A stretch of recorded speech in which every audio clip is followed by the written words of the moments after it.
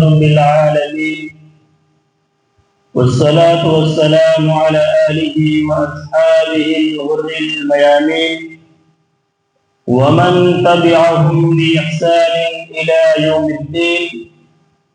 أعوذ بالله السميع العليم من الشيطان الرجيم. بسم الله الرحمن الرحيم. إن الله يحب التوابين ويحب المتطهرين. محترم حاضرین، کل کے درس حدیث میں نے آپ لوگوں کے سامنے قضاء حاجت کے مسائل اس چیپٹر سے 3 اہم مسائل بیان کیے تھے. آج کے درس حدیث میں بھی میں آپ لوگوں کے سامنے اسی چیپٹر سے 3 مسائل بیان کروں گا. پہلا مسئلہ رہے گا کہ اگر نماز کا وقت ہو گیا ہو اور قضاء حاجت کی ٹوائلٹ کی ضرورت محسوس ہو یا بھوک لگی ہو تو کیا کریں. اسی طرح دوسرا مسئلہ رہے گا کہ 3 ڈھیلوں سے استنجا کرنے کے بعد کیا پانی استعمال کرنا ضروری. اسی طرح تیسرا مسئلہ رہے گا کہ نہاتے وقت باتھ روم میں پیشاب کرنا کیسا ہے. تو آئیے، سب سے پہلا مسئلہ ہے کہ اگر نماز کا وقت ہو گیا اور آپ کو قضاء حاجت کی ٹوائلٹ کی ضرورت ہے یا آپ کو بھوک لگی تو کیا کریں. اس سلسلے میں اللہ کے نبی صلی اللہ علیہ وسلم کی حدیث ہے، سنن ابن ماجہ کتاب الطہارہ، حدیث نمبر 616. ان عبداللہ بن ارقم رضی اللہ عنہ قال، حضرت عبداللہ بن ارقم رضی اللہ عنہ بیان فرماتے ہیں کہ قال رسول اللہ صلی اللہ علیہ وسلم، کہ نبی اکرم صلی اللہ علیہ وسلم نے ارشاد فرمایا، اذا اراد احدکم الغائط، کہ جب تم میں سے کسی شخص کو ٹوائلٹ کی پیشاب پیخانے کی ضرورت ہو، وَأُقِيمَتِ الصَّلَاةُ، اور نماز کا بھی ٹائم ہو جائے، فَلْيَبْدَأْ بِهِ، تو اس شخص کو چاہیے کہ سب سے پہلے وہ قضاء حاجت سے فارغ ہو جائے. اس حدیث سے معلوم کیا چلا، اس حدیث سے پتہ کیا چلا؟ اس حدیث سے پتہ یہ چلا کہ اگر نماز کا وقت ہو گیا ہو اور آپ کو ٹوائلٹ کی ضرورت ہے، قضاء حاجت کی ضرورت ہے، تو آپ کو روک کر کے نہیں رکھنا ہے کہ جو ہے آپ برداشت کر کے روک کر کے رکھے ہوئے ہیں نماز پڑھ. ایسا نہیں کرنا ہے. اگر نماز کا وقت ہو گیا ہو، قضاء حاجت کی ضرورت محسوس ہو یا آپ کو بھوک لگی ہو تو پہلے آپ کھانا کھا لیں یا قضاء حاجت پوری کریں، اس کے بعد ہی آپ نماز پڑھیں. کیونکہ اس میں ہوتا یہ ہے کہ اگر آپ کو قضاء حاجت کی ضرورت ہے، آپ نماز پڑھنے لگیں گے تو نماز کے اندر جو کنسنٹریشن رہنا چاہیے، جو خشوع خضوع ہونا چاہیے، وہ نہیں ہو پاتا ہے. یا آپ کو بھوک لگی ہے تو آپ نے کھانا نہیں کھایا، بھوک لگی ہے، آپ کا دماغ ہمیشہ کیا ذہن رہے کھانے پہ، یا آپ نے کوئی بریانی بنا دی، کوئی مٹن بنا دیا، کوئی اچھا کھانا بنا دیا، آپ بنا کر کے تو بالکل ریڈی ہیں اور آپ جو آگے نماز پڑھنے کے لیے، آپ کا دماغ وہیں پہ رہے گا. اس لیے پہلے آپ کھانا سے فارغ ہیں. اس حدیث کا ہرگز مطلب یہ نہیں ہے کہ نماز کا جو ہے وقت ہو اور آپ کھانا کھانا اسٹارٹ کریں. یہ کبھی کبھار جو ہے ایسا کیا جا سکتا ہے، لیکن یہ معمول، یہ عادت نہیں بنانی چاہیے کہ ہاں آپ آدھا گھنٹہ 1 گھنٹہ پہلے کھانا نہیں کھا رہے ہیں اور آدھا گھنٹہ 1 گھنٹہ پہلے آپ کو ضرورت محسوس نہیں کھانا کھانے کی، اور جب اذان ہوئی تو بول رہے کہ لاؤ کھانا لاؤ. ایسی جو ہے عادت جو ہے نہیں بنانی چاہیے. ٹھیک ہے. اس حدیث کا ہرگز جو ہے الٹا اور اپوزٹ مفہوم مت دیجیے گا. اس حدیث کا مطلب یہ ہوا کبھی کبھار آپ کو بھوک لگی ہو، اذان کا نماز کا ٹائم ہو جائے، پہلے آپ کھانا کھا لیں، یا آپ نماز کا وقت ہو گیا ہے، آپ کو قضاء حاجت کی ضرورت ہو، آپ پہلے اس کو پوری کریں، اس کے بعد ہی نماز پڑھیں. اس حدیث کا حکم کیا ہے، یعنی یہ حدیث کس گریڈ کی حدیث ہے؟ تو علامہ البانی رحمہ اللہ اس حدیث کے بارے میں کہتے ہیں کہ ھذا حدیث صحیح، یہ حدیث بالکل صحیح ہے. اسی طرح دوسرا مسئلہ ہے کہ اگر آپ نے 3 ڈھیلوں سے استنجا کر لیا تو کیا آپ کو پھر سے پانی استعمال کرنا ہوگا؟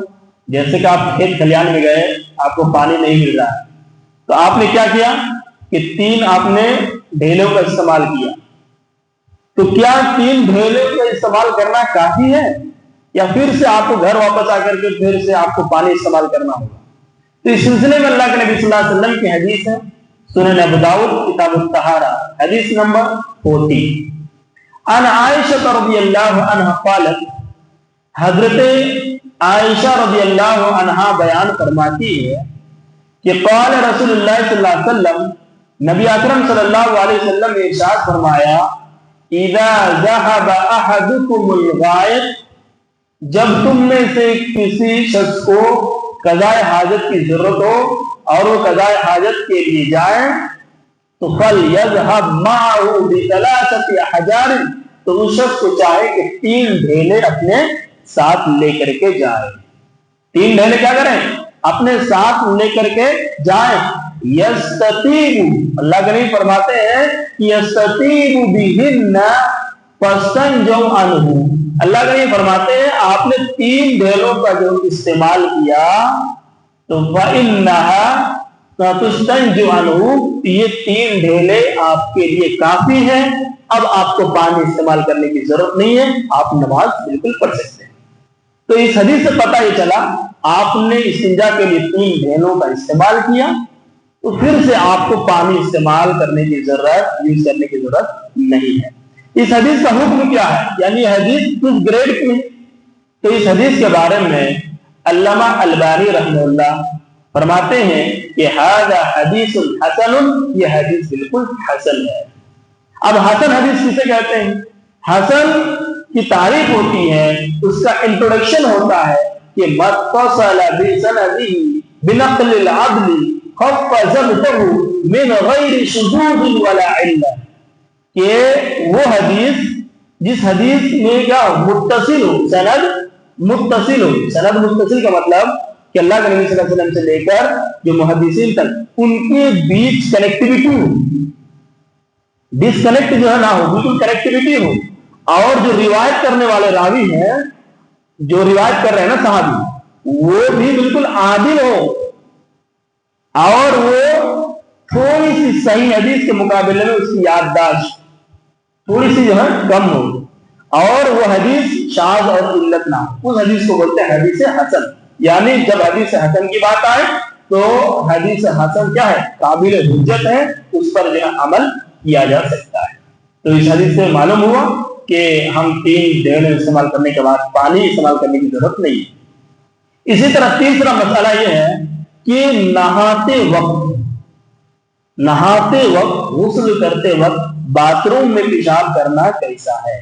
اس سلسلے میں اللہ کے نبی صلی اللہ علیہ وسلم کی حدیث ہے، سنن ابو داؤد کتاب الطہارہ حدیث نمبر 28، ان ابی ہریرہ رضی اللہ عنہ قال، حضرت ابو ہریرہ رضی اللہ عنہ بیان فرماتے ہیں کہ نہا رسول اللہ صلی اللہ علیہ وسلم ان تمشط، اللہ کے نبی صلی اللہ علیہ وسلم فرماتے ہیں کہ نہا رسول اللہ صلی اللہ علیہ وسلم ان تمشط احدنا كل يوم، اللہ کے نبی صلی اللہ علیہ وسلم نے ہمیں ہر دن باتھ روم میں کیا کیا؟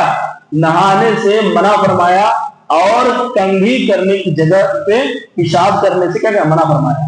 یعنی اللہ کے نبی صلی اللہ علیہ وسلم نے باتھ روم میں جہاں پہ آپ غسل کر رہے ہو وہاں نہانے سے منع فرمایا، یا آپ جہاں کنگھی کر رہے ہو اس جگہ پہ کیا گیا؟ پیشاب کرنے سے منع فرمایا۔ تو اس حدیث سے معلوم ہوا کہ آپ باتھ روم میں جہاں نہا رہے ہو، نہاتے ٹائم آپ پیشاب نہ کریں۔ اگر آپ کو پیشاب لگا ہے، آپ نہانے سے غسل کرنے سے پہلے پیشاب کر رہے ہیں۔ کچھ لوگوں کی عادت یہ ہوتی ہے نا کہ ان کو پیشاب نہیں لگ رہے، جب وہ پانی اپنے اوپر جو ہے غسل ڈالتے ہیں تو ٹھنڈا کی وجہ سے وہ آٹومیٹک جو ہے پیشاب کر دیتے ہیں۔ تو یہ کیا ہے؟ یہ کسی کی ایک عادت ہے، یا کوشش تو کرنی چاہیے کہ آپ جب غسل کرنے جائیں پہلے پیشاب کریں تاکہ وہ چیز آپ سے نہ ہو پائے، لیکن پھر بھی ہو جاتا ہے تو لا یکلف اللہ نفسا الا وسعها، اللہ تعالیٰ کسی نفس کو اللہ تعالیٰ کسی شخص کو اس کے نفس سے زیادہ مکلف نہیں بناتا، یعنی مجبوری میں وہ کوئی پرابلم نہیں ہے، لیکن یہ عادت نہیں بنانی چاہیے، کیونکہ یہ حدیث کے خلاف ہے کہ آپ جہاں پہ غسل کر رہے ہیں وہیں پہ آپ پیشاب کر رہے ہیں، یہ حدیث کے خلاف ہے۔ اس لیے ہمیں غسل خانے میں، باتھ روم میں جہاں نہا رہے ہو وہاں ہمیں پیشاب نہیں کرنا چاہیے۔ اللہ رب العالمین سے دعا ہے اللہ رب العالمین ان تمام مسائل کو سمجھنے کے توفیق عطا فرمائے، آمین۔